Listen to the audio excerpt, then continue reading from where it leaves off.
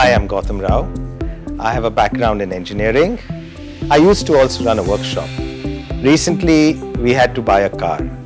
The obvious choice was a Volkswagen because A, it's a German car, and B, it's a German car, and C, it's a German car. And come time for service, I had the usual customer jitters. And actually, I was like a hawk on them to see whether they're going to follow the processes. The mechanic took his own time to repair it.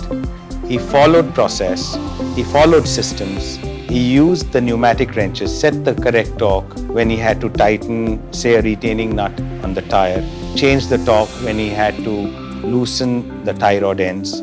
As a technocrat, I wouldn't look further. When my car had met with a slight accident on the side, VW could match the metallic finish. In hindsight, Volkswagen came with good driving quality, high safety standards, but it also supports you with high service standards and zero compromise. Volkswagen calls it service, I call it competence. Volkswagen.